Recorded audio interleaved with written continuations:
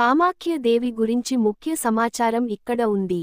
కామాఖ్య దేవి హిందూ ధర్మంలో శక్తి స్వరూపిణిగా అత్యంత పూజలందుకునే దేవత. ఆమెకు సంబంధించిన అత్యంత ప్రసిద్ధ మరియు పురాతన ఆలయం అస్సాంలోని గౌహతి నగరానికి పశ్చిమ భాగంలో ఉన్న నీలాచల్ కొండలపై ఉంది. ముఖ్య విశేషాలు: శక్తి పీఠం. కామాఖ్య దేవాలయం 51 శక్తి పీఠాలలోకెల్లా అత్యంత ముఖ్యమైనది మరియు ప్రాచీనమైనదిగా పరిగణించబడుతుంది.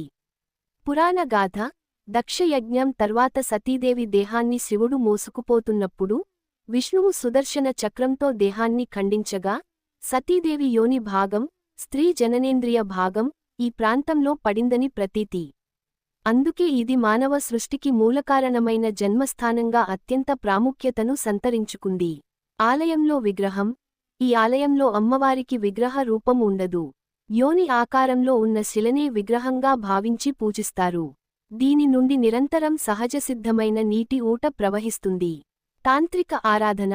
కామాఖ్య దేవాలయం తాంత్రిక ఆరాధనకు, టాంట్రిక్ ప్రాక్టీసెస్, భారతదేశంలోనే అత్యంత శక్తివంతమైన మరియు ముఖ్యమైన కేంద్రంగా ప్రసిద్ధి చెందింది.